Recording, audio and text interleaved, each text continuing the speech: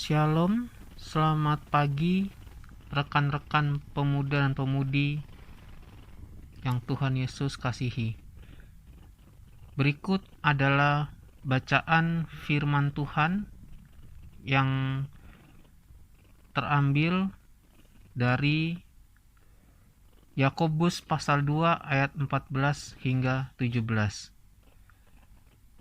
Bacaan Alkitab hari Kamis 17 Februari 2022. Yakobus pasal 2 ayatnya ke-14 hingga ayatnya ke-17. Lembaga Alkitab Indonesia memberi judul Iman tanpa perbuatan pada hakikatnya adalah mati. Apakah gunanya, saudara-saudaraku, jika seorang mengatakan bahwa ia mempunyai iman padahal ia tidak mempunyai perbuatan? Dapatkah iman itu menyelamatkan dia? Jika seorang saudara atau saudari tidak mempunyai pakaian dan kekurangan makanan sehari-hari, dan seorang dari antara kamu berkata, "Selamat jalan, kenakanlah kain panas dan makanlah sampai kenyang," tetapi ia tidak memberikan kepadanya apa yang perlu bagi tubuhnya, apakah gunanya itu? Demikian juga halnya dengan iman. Jika iman itu tidak disertai perbuatan, maka iman itu pada hakikatnya adalah mati. Demikian jauh firman Tuhan. Berikut adalah renungan Alkitab yang terambil dari Sabda Bina Pemuda pada hari ini, Kamis 17 Februari 2022, dengan judul Dua-duanya harus ada.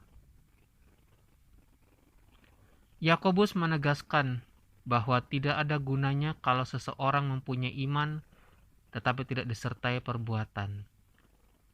Iman seperti itu adalah iman yang mati dan tidak berguna. Karena iman yang mati tidak dapat menyelamatkan. Dengan kata lain, iman seperti itu tidak layak bagi Allah. Yakobus mengangkat satu contoh kehidupan sehari-hari. Jikalau seseorang mengatakan selamat makan tetapi ia sendiri tidak menyediakan makanan yang dapat dinikmati, ini adalah omong kosong. Ucapannya tidak disertai dengan perbuatan nyata. Iman yang tidak disertai dengan perbuatan adalah mati atau sia-sia. Iman tidak hanya sebatas pengakuan ketika di CD, tetapi harus juga disertai perbuatan konkret. Dua-duanya harus ada, karena iman dan perbuatan tidak dapat dipisahkan.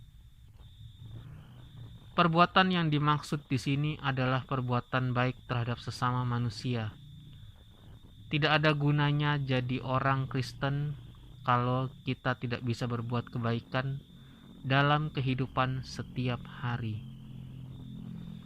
Lewat firman Tuhan ini, kita diajak supaya kita tidak hanya tekun beribadah, tapi juga harus tekun berbuat baik untuk sesama kita. Siapapun mereka yang seiman atau tidak seiman, itu adalah aktualisasi dari ibadah kita, karena dua-duanya harus ada dan saling melengkapi. Ibadah seremonial dimaknai lewat perbuatan-perbuatan baik, dan itu bisa dirasakan oleh banyak orang. Contoh, ada seorang pemudi, pengurus Pelkat GP yang tekun beribadah dan melayani. Dia rela mengorbankan segalanya, termasuk cuti kuliah demi merawat ibunya yang sakit stroke. Memandikan, menyiapkan makanan dan menyuapi ibunya setiap hari, sampai ibunya dimuliakan Tuhan.